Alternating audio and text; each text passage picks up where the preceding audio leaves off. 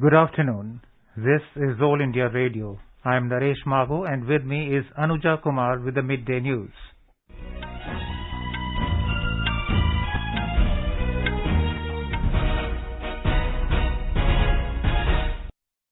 The headlines.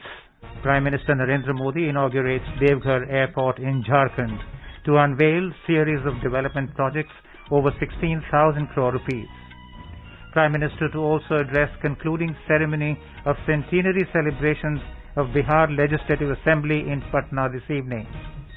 First I2U2 India, Israel, UAE, USA leaders virtual summit to be held on Thursday. Prime Minister to participate. Union Minister for Mines Pralhad Joshi inaugurates 6th National Conclave on Mines and Minerals in New Delhi. Says sustainable mining is the need of the hour.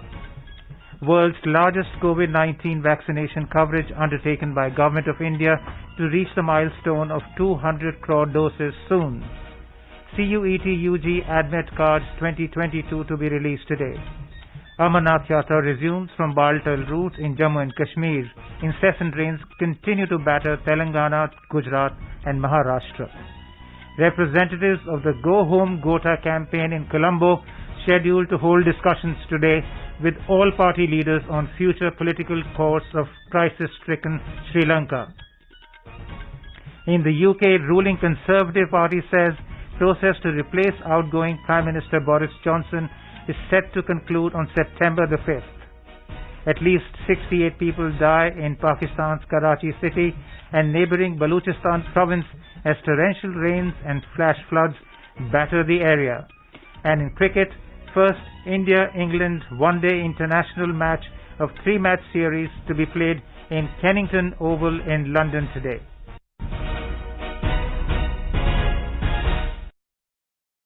Narendra Modi inaugurated Devghar Airport in Jharkhand today.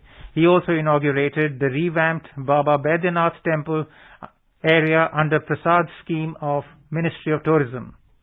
Mr. Modi also inaugurated 13 development projects and laid foundation stones for 12 development schemes worth over 16,000 crore rupees. हमारे भारत के संस्कृति में लिखी गई है अतिथि देवो भव। हमारे भक्तों के लिए विश्व प्रसिद्ध श्रवणी मेले की शुरुआत अगले 2-3 दिनों में होने जा रही है, जिसके आधार पर लाखों श्रद्धालु इस हवाई अड्डे के आधार पे भी. Addressing the occasion, Union Minister of Civil Aviation Jyotiraditya Scindia said that with the inauguration of Devghar Airport, the dreams of people of Santhal Pargana is coming true. The airport starts functioning just before the beginning of Shravani Mela at Baba Baidyanath Dham, Jyotirling, he added. He said that 14 new air routes will start in Jharkhand. हवाई अड्डा स्थापित होता है, वहीं से आर्थिक पहिए घूमने शुरू हो जाते हैं. और प्रधानमंत्री जी ने अपनी इस परिभाषा को एक कदम आगे बढ़ाकर केवल आर्थिक सोच विचारधारा के साथ नहीं, लेकिन उसके अतिरिक्त धार्मिक और आस्था के स्थलों के साथ भी अधोसंरचना और आर्थिक प्रगति को जोड़ने का एक प्रयास किया है. ये वही व्यक्ति कर सकते हैं जिनकी एक धर्म संस्कृति के साथ जुड़े हुए एक जनसेवक की सोच और विचारधारा हो सके, जो हमारे प्रधानमंत्री नरेंद्र मोदी जी की सोच और विचारधारा है भारत के प्रति. Speaking on the occasion, Chief Minister Hemant Soren thanked Prime Minister for bringing the common man's dreams true. Mr. Soren appreciated the collaborative efforts of centre and state to bring about development across the backward tribal dominant areas of the state. Earlier, in a series of tweets, the Prime Minister said that the laying of foundation stones of several infrastructure projects in Devghar will enhance commerce and connectivity. Mr. Modi said the local economy will also get a boost due to these works. He said inpatient department and operation theatre services at AIIMS Devghar will be inaugurated in line with the government's commitment to provide top quality healthcare services. He said development projects at the Baidyanath Dham would be inaugurated, which would boost spiritual tourism. In the evening, the Prime Minister will address the concluding ceremony of the Centenary celebrations of Bihar Legislative Assembly in Patna. Prime Minister Narendra Modi will participate in the first I2U2 India, Israel, UAE, USA leaders virtual summit on Thursday, along with the Prime Minister of Israel, Yair Lapid, President of the UAE, Mohammed bin Zayed Al Nahyan, and President of the USA, Joe Biden. The leaders will discuss the possible joint projects within the framework of I2U2, as well as the other common areas of mutual interest to strengthen the economic partnership in trade and investment in the respective regions and beyond. These projects can serve as a model for economic cooperation and offer opportunities for the business persons and workers. The I2U2 grouping was conceptualized during the meeting of the foreign ministers of the four countries held on 18th October last year. Each country also has Sherpa-level interactions regularly to discuss the possible areas of cooperation. I2U2 is aimed to encourage joint investments in 6 mutually identified areas such as water, energy, transportation, space, health, and food security. Union Minister for Mines Prahlad Joshi has said that sustainable mining is the need of the hour. Inaugurating the 6th National Conclave on Mines and Minerals in New Delhi today, Mr. Joshi said, under Prime Minister Narendra Modi, mineral mining sector has reached its zenith of growth, and under his vision, mineral production is scaling new heights. He said after getting suggestions from various stakeholders, the government has brought many changes in the mining policies. Mr. Joshi also stressed on self-reliance in the mining sector. Minister of State for Mines, Rao Sahib Patil Danve, said, under the leadership of Prime Minister Narendra Modi, the nation is aiming to become a $5 trillion economy. He said Ministry of Mines has taken several initiatives so that there will be a win-win situation for all. Mr. Danve said, in the last 8 years, India has witnessed development and it is becoming self-reliant. The conclave has been organized as a part of Azadi Ka Amrit Mahotsav. This evening, Union Home Minister Amit Shah will present Rashtriya Khanij Vikas Puraskar and other awards in different categories at the conclave.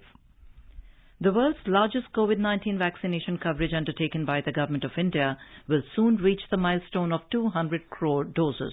In an unprecedented effort, more than 199 crore vaccine doses have been administered in the country so far.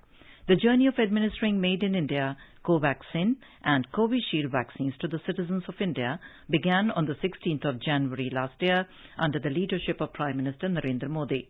India took 85 days to touch the 10 crore vaccination mark, and on 21st of October last year, India reached the milestone of 100 crore vaccine doses. Since the dawn of the pandemic, India has shown its commitment to protect its citizens by taking on this arduous and formidable task involving enormous resources, unstinted support of the states and UTs, untiring efforts of healthcare workers, frontline workers, and proactive participation of all stakeholders. The National Testing Agency, NTA, will start releasing admit cards for Phase 1 of Common University Entrance Test Undergraduate CUET UG 2022 from 6 this evening. The NTA yesterday released the city intimation slip for the CUET for admission to undergraduate programs. The slip, which carries a unique date sheet along with the name of the city allotted to a candidate, can be downloaded from the official CUET UG website, cuet.samarth.ac.in. A unique date sheet for every aspirant is necessary since all candidates have applied for 54,555 unique combinations of subjects across 90 universities under CUET UG. The city intimation slip for each candidate has information related to subjects, language, medium offered in slot 1 and slot 2, as well as the date and city allotted. In Jammu and Kashmir, the Amarnath Yatra resumed this morning from the Baltal route. The Yatra was restarted yesterday from the Pahalgam route after remaining suspended due to the cloudburst near the Holy Cave Shrine on Friday evening. 7,000 Yatris left the Baltal base camp this morning for the Holy Cave Shrine. Baba Amarnath Bam Bam Bole Hamme Unme Hum Baba Amarnath Bam Bam Bole Hamme Unme Hum Charte Parvat Kadam Kadam Damru Dam Dam Dam Dam Dam Charte Parvat Kadam Kadam Damru Dam Dam Dam Dam Dam 3,374 Yatris left Nunwan base camp Pahalgam during wee hours today towards Chandanwadi. The Yatra from all the transit camps en route to the cave like Sheshnag, Mahagund Stop, Panchatarini is moving on smoothly towards the Holy Cave Shrine. The Election Commission of India today started the distribution and dispatch of designated ballot boxes, ballot papers, special pens and other sealed election materials to the Legislative Assembly Secretariats for the conduct of Presidential Election 2022 scheduled on the 18th of this month. Speaking to the assistant returning officers from the states and union territories, Chief Election Commissioner Rajiv Kumar emphasized that strict adherence to procedures by the ECI teams has become its hallmark in delivering error-free elections time and again. He said a set of well-defined instructions and standard operating procedures that are required to be followed thoroughly to complete every electoral process account for ECI's robustness for conducting elections. Karnataka Chief Minister Basavaraj Bommai said that the government is with the people in this hour of crisis when many parts of the state are reeling under flood. Speaking to media at Mysuru Airport, Mr. Bommai said that the district in charge ministers are involved in relief works by taking everyone into confidence. The Chief Minister said that he is visiting the rain-affected areas today and will issue necessary instructions for rescue and relief works. Replying to a question on availability of funds for relief works, Mr. Bommai said 730 crore rupees is available with the NDRF. There is no shortage of funds and the central government assistance would be sought if needed after estimating the losses. As heavy rain continues to batter western Maharashtra, especially the Konkan region, the Indian Meteorological Department has issued a red alert for at least 6 districts, while an orange alert has been issued for 8 others. Excessive rainfall is likely to continue till the 14th of July in Palghar, Ratnagiri, Raigad, Nashik and Pune districts, while Gadchiroli in eastern Maharashtra will witness heavy rain today. An orange alert has also been issued for Mumbai, Thane, Sindhudurg, Satara, Aurangabad, Jalna, Chandrapur and Kolhapur districts. According to the State Disaster Management Department, over 220 villages have been affected, with heavy rain damaging more than 800 houses. With 18 teams of National Disaster Response Force deployed across districts, efforts are on to minimize the damage. In Gujarat, more than 10,000 people have been shifted to safer places following heavy rains and a flood-like situation. According to official sources, 508 persons have been rescued from the worst-hit 5 districts of the state. Here is a report.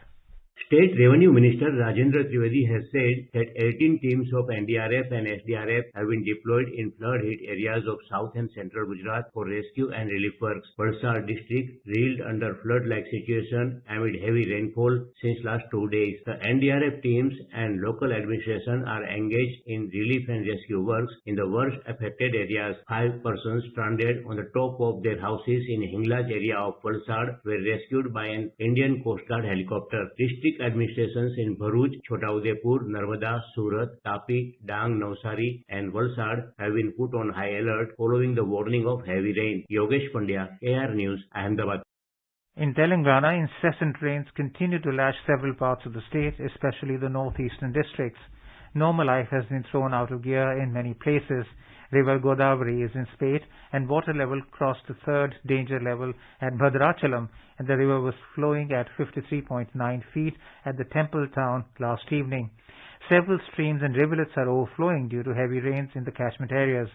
Meanwhile, Hyderabad Meteorological Center has predicted that the prevailing weather conditions are likely to continue for a few more days.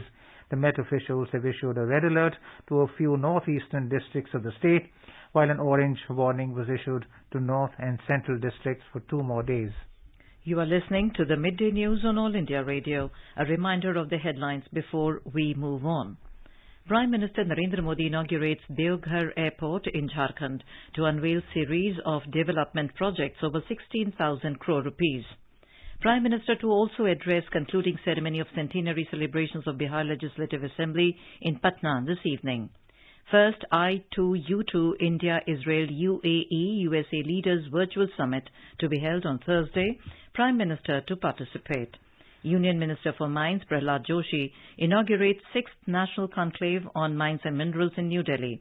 Says sustainable mining is the need of the hour.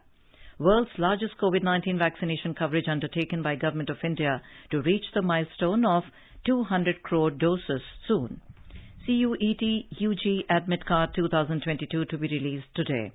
Amarnath Yatra resumes from Baltal route in Jammu and Kashmir. Incessant rains continue to batter Telangana, Gujarat and Maharashtra. Representatives of the Go Home Gota campaign in Colombo scheduled to hold discussion today with all party leaders on future political course of the crisis-stricken Sri Lanka.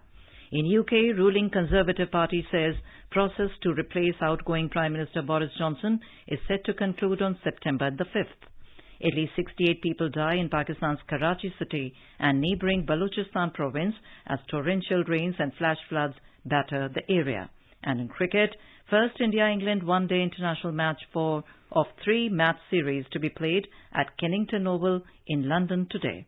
For quick news updates round the clock, follow us on our Twitter handle at AIR News Alerts.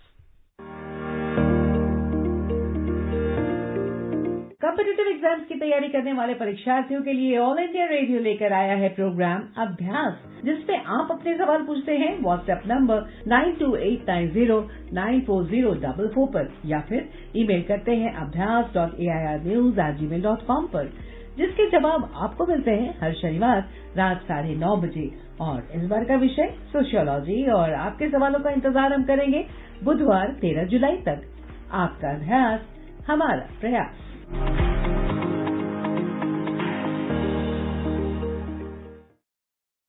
In the UK, the ruling Conservative Party has said that the process to replace the outgoing Prime Minister Boris Johnson is set to conclude on September the 5th. According to media reports, 11 candidates are vying for the job, with the voting process beginning this week. Candidate must have at least 20 MPs backing them in order to enter the race, up from the usual 8, and any candidate who fails to get support of 30 MPs in the first ballot will be eliminated. The new Conservative leader will be chosen in a two-stage election in which the 358 Conservative lawmakers reduced the race to 2 candidates through a series of elimination votes. Candidates who fail to get at least 30 votes are eliminated at each round. Finally, the last 2 candidates standing are voted on by party members across the country. Under Britain's parliamentary system, Boris Johnson's replacement will automatically become Prime Minister without the need for a general election. The Conservative leadership contest was triggered last week when Johnson was forced to step down.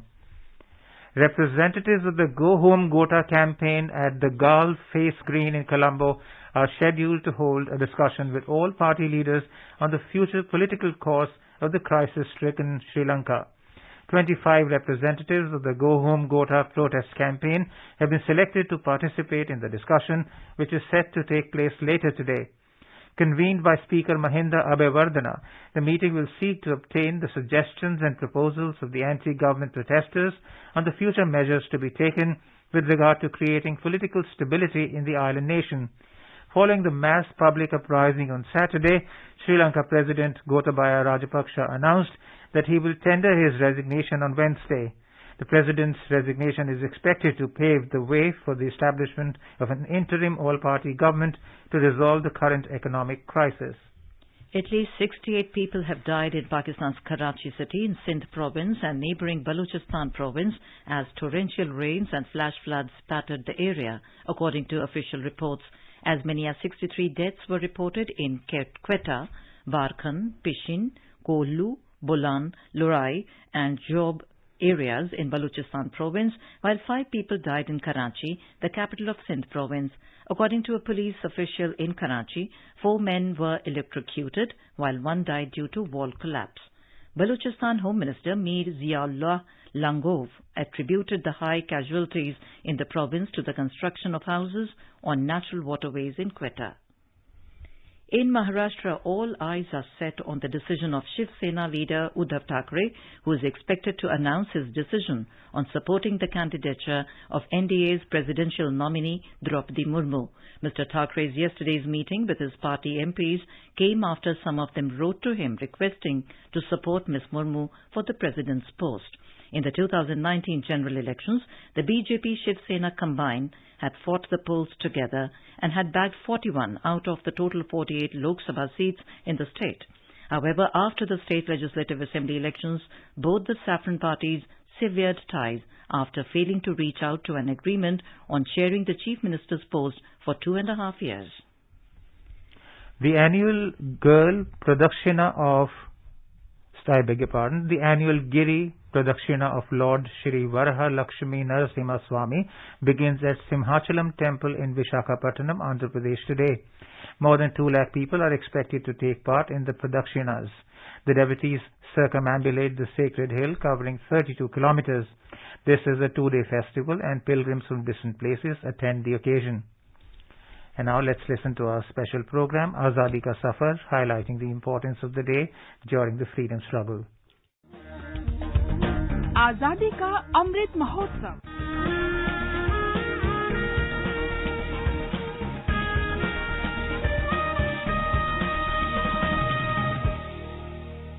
Azadi Ka Safar with AIR News. Pulse of a Nation. India's glorious freedom struggle is one of the greatest struggles the modern world has ever witnessed. AIR News brings you a glimpse of the struggle every day.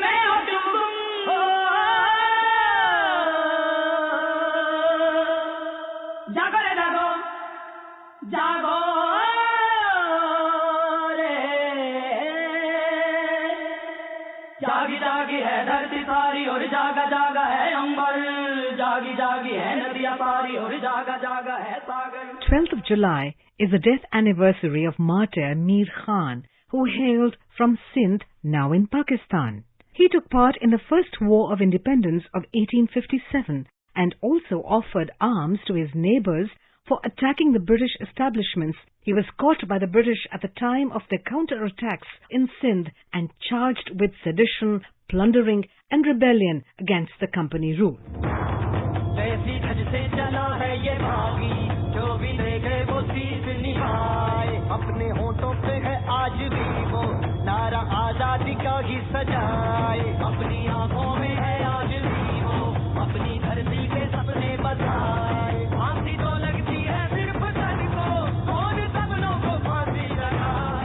Mir Khan was sentenced to imprisonment for life and sent to the Andaman Islands on the 7th of March 1859. In the jail, Mir Khan was given extreme physical and mental torture, because of which he died there in detention on the 12th of July 1859. AIR News salutes the brave martyr Mir Khan.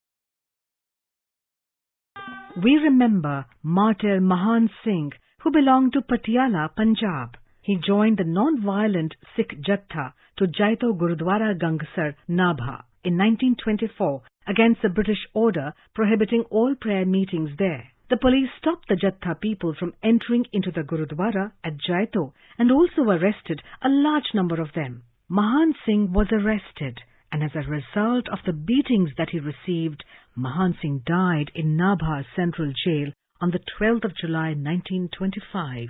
We salute the brave son of the soil.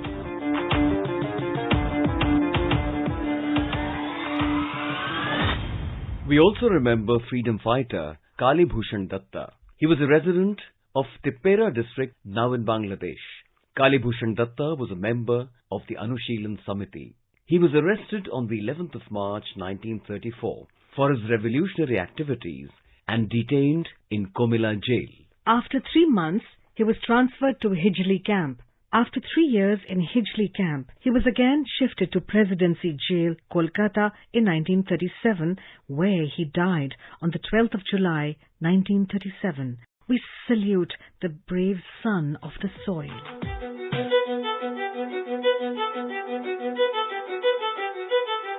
That brings us to the end of this episode of Azadi Ka Safar with AIR News. See you in the next episode tomorrow.